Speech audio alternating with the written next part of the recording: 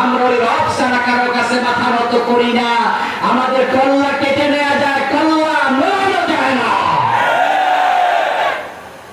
এজন্য তো আমাদের প্রয়াত শহীদ নেতৃবৃন্দকে তারা শাহাদাতের আগে, ফাঁসিতে ঝুলানোর আগে বলেছিল মার্সি পিটিশন করুন, জীবন ভিক্ষা চান। আমাদের নেতারা ফাঁসির আগে কি জীবন ভিক্ষা চেয়েছিল?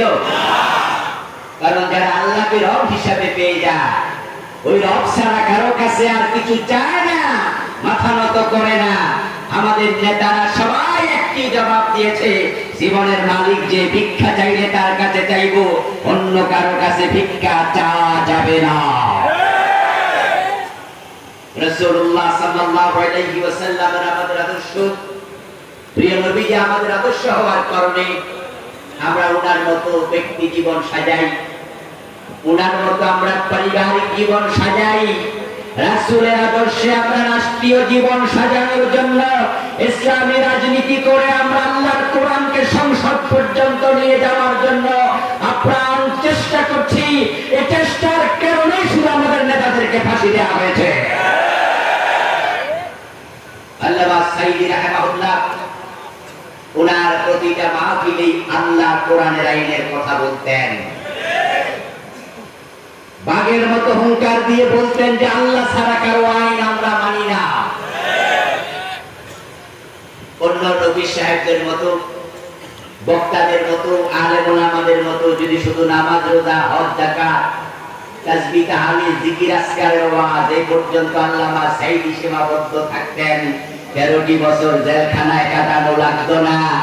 যদি উনি পীর হয়ে মুরিদ বানাতেন, উমার মতো মুরিদ বাংলাদেশের কোন পীর পেত না।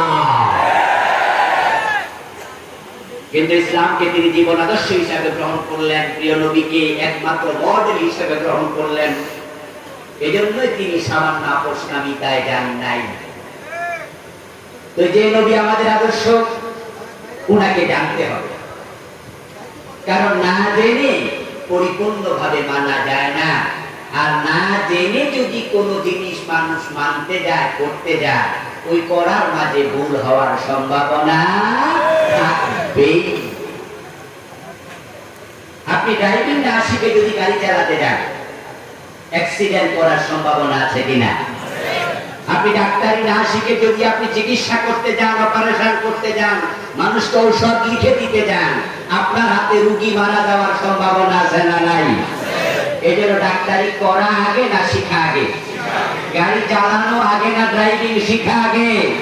তো নবীকে মানা আগে না নবীকে জানা আগে? নবীকে জানতে হবে। আমি আপনাদের সম্মুখে পবিত্র কোরআন মাজিদ থেকে সূরাতুস সাফ এর 9 নম্বর আয়াতে কারিমা তিলাওয়াত করেছি। যে আয়াতে কারিমাতে আল্লাহ তাআলা নবী মুহাম্মদুর রাসূলুল্লাহ সাল্লাল্লাহু আলাইহি ওয়াসাল্লামের জীবন উদ্দেশ্য আলোচনা করেছেন। প্রিয় নবী পৃথিবীতে কেন এসেছেন, উনার মূল কর্মসূচি কি ছিল, এটা উম্মত হিসাবে আমাদের জানা দরকার আছে কিনা? কারণ রাসূলের জীবনের লক্ষ্য যাহা, উম্মতের জীবনের লক্ষ্য হবে হুবহু তাকে অনুসরণ করতেই হবে, এটা আবশ্যকতার কথা। অনুসরণ করলে কি হবে, রেজাল্ট কি? আল্লাহ তাআলা রাসূল আমাদেরকে রেজাল্ট শোনালেন, মান আহাব্বা সুন্নতি ফাকাদ আহাব্বানি ওয়া মান আহাব্বানি কানা মাই ফিল জান্নাহ। আবার রাসূল বলেন, যে ব্যক্তি আমি নবীর সুন্নাহকে ভালোবাসবে, সে আমি নবীকেই ভালোবাসলো। আর যে আমার জীবন চরিত্র, জীবন কর্ম আমল করলো, আমল করে আমি নবীর ভালোবাসার প্রমাণ দিল, কানা মাই ফিল জান্নাহ, সে আমার সাথে জান্নাতে ঢুকবে।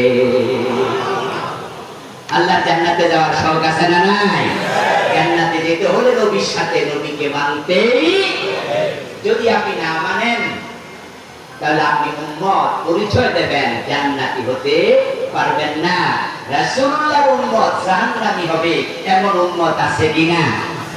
বরং এ জাতীয় উম্মতের সংখ্যাই বেশি। রাসূলের উম্মত জাহান্নামী, এটা সংখ্যাই বেশি। এই কথাটি আমার নয়, কথাটি আল্লাহর নবী নিজের মুখে। قال النبي صلى الله عليه وسلم تفترق أمتي على 73 ملة كلهم في النار إلا واحدا। প্রিয় নবীজি সাল্লাল্লাহু আলাইহি ওয়াসাল্লাম বলতেছেন, আমার উম্মতগুলো ৭৩ দলে ভাগ হয়ে যাবে, তার মাঝে সবগুলো দল হবে জাহান্নামী, ইল্লা ওয়াহিদা, জান্নাতি হবে মাত্র একটা দল। রাসূলের উম্মত হবে ৭৩ দল। কয় দল? দয়া করে একটু কথা বলিয়েন, রাসূলুল্লাহর উম্মত হবে কয় দল? ৭৩ দল। 73 মিল্লা, ৭৩ দল। তার মাঝে জান্নাতি হবে মাত্র কয় দল?